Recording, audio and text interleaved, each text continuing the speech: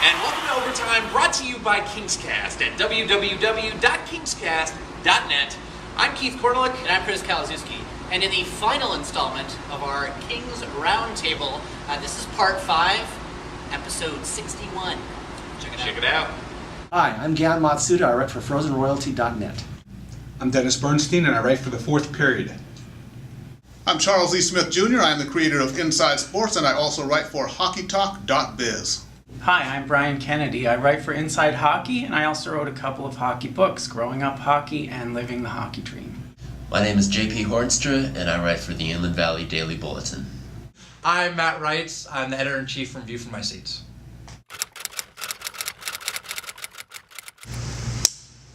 All right, well, let's switch gears and talk about what the biggest needs are this summer. Obviously, half the room would sign Ilya Kovalchuk, and the other half is out. But, there are other free agents out there. We have some needs on the team. What do you think would make the best difference and get us into the Western Conference Finals? We've already talked about the forward line. I want some defense. Yeah, as Charles said, they need another stay-at-home defenseman, quite honestly. A guy who can play some significant minutes. Play that stand-up physical game, because that's one thing that are missing. I mean, and I touched on it. Playing Randy Jones all those minutes just didn't help this team. I don't know why. And that's another thing. That's one of the other mistakes outside of playing quick too much that I think Terry Murray made was playing Jones over Drewski. Drewski isn't going to be the greatest defenseman either, but he's better in his own zone than Jones will ever be. So what you might lose on the offensive side of the game, you more than make up for in the defensive zone. I mean, Randy Jones is good for a turnover a game or a bad decision at the opposing blue line a game. When I think of it with Jones, though, I don't really necessarily blame him per se. It's like this, honestly, with Jones, and nothing against the guy, but I think he's an AHL player. That's what it is. I don't think there's any question Jones about it. simply does not have NHL caliber talent. We can talk about how deep they are down the middle, but they need the second line center. They don't, Jarrett Stoll hustles, he's too inconsistent, he disappears off the scoring sheet too much. All right, so who's out there? Well, Matthew Lombardi looks pretty good in Phoenix for me, and he's not going to be that expensive.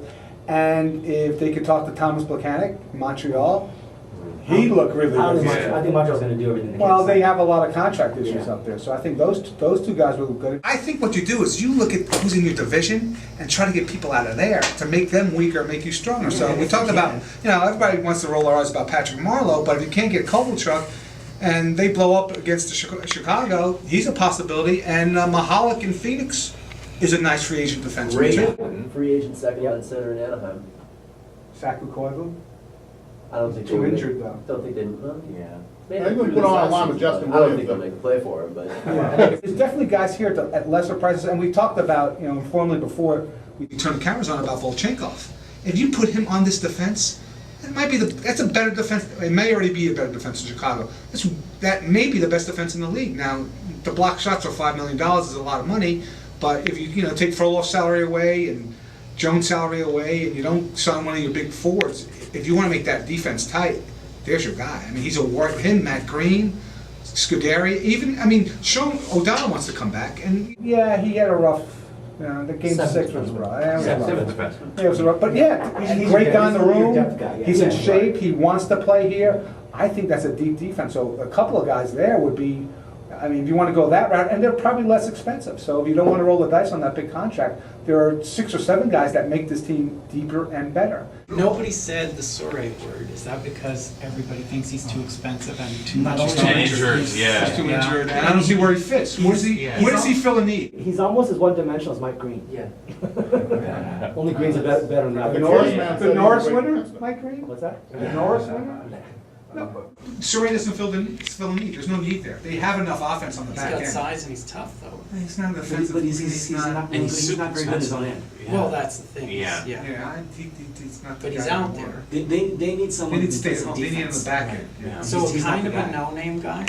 You don't want a guy like Pronger or Soray or whatever. Or do you want another real marquee guy? Well, you got Johnson and Doughty. So you got your puck carriers right there. Now you need the guys who do the dirty work. You need another guy like Scuderi. Yeah, right, exactly. Another guy like Scuderi, because You can see in the Vancouver series, whenever Vigneault could get a matchup against Randy Jones, he did. Right. He did, and it killed the Kings. It absolutely killed the Kings. And they started playing more they were matching lines up a lot more starting in the third period of the fourth game.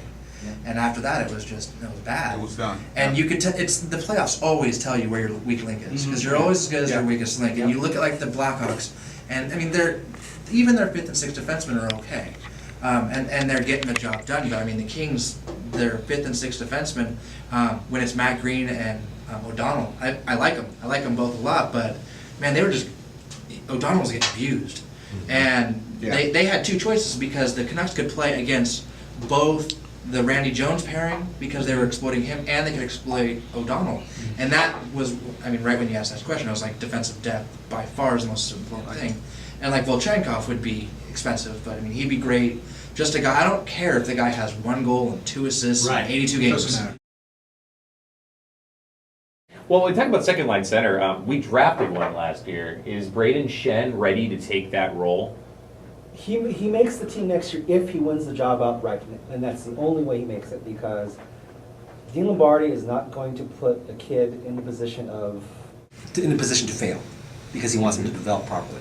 If he's not going to get those kind of minutes, he's not going to play here, because he won't develop. I'd like to see him at least get the chance, and I'll tell you why.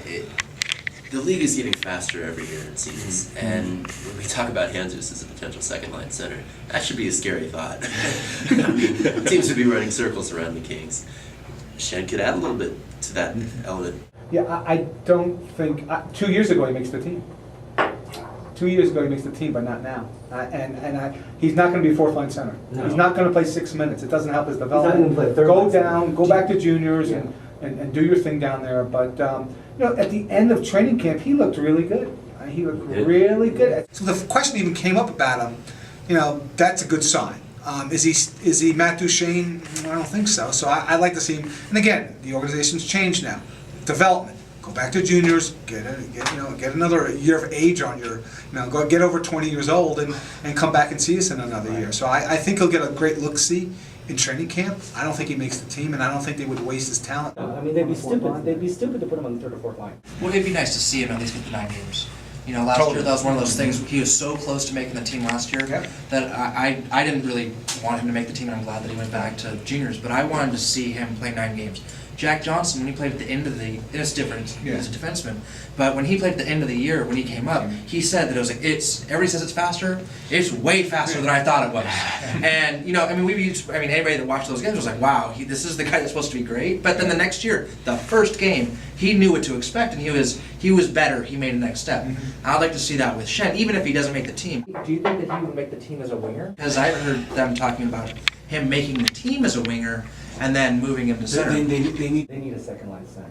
Right. I don't think it's in next year. There's less responsibility on the wing, though. So if you're trying to get a guy into the system and learn the system at the NHL level, can you play him on the wing? Yeah, but the more acute need there, they got enough second-line centers. Right. I mean, second-line wings. They don't need another one. They need a guy to throw these guys the puck. If he's not going to get second-line center minutes, he's going back to junior.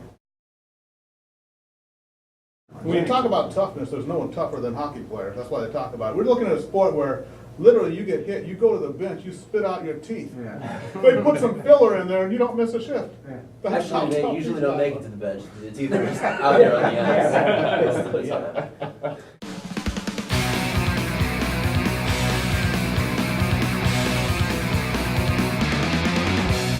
Okay, Kings fans, thank you very much for watching our Roundtable series. I want to thank everyone who participated with us. We had a huge event. We may do this again one more time next year, so look for that. But thank you very much for everyone who participated and everyone that watched. I'm Keith Cornelick. Not Chris Gallagher. And thank you for watching Overtime by KingsCast.